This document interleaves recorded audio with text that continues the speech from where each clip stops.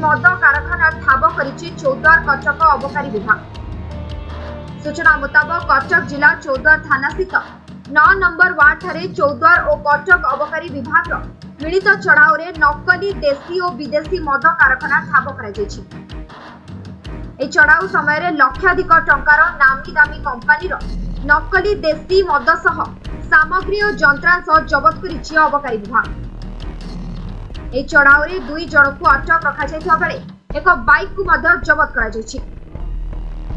एका संगे शंकरपुर, असुरेश्वर, एरकणा और जाजपुर जिले में चढ़ाऊ जारी रही बोली कटक अबकारी विभाग सुपरिटेंडेंट गणमाध्यम प्रकाश करिसेंति।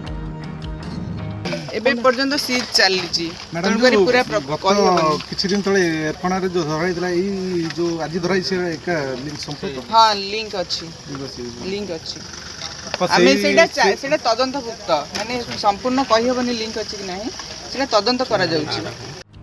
अन्य पक्षरे चौद्वार अंचल रे किभली भाबे नकली मद कारखाना चलुथिला जाकि चौद्वार अबकारी विभाग एहार टेर पाउनथिला ताहा अंचलर बुद्धिजीवी महल रे प्रश्नवाची सृष्टि करिछि। चौद्वार पुन्ना नायक रिपोर्ट समय लाइव।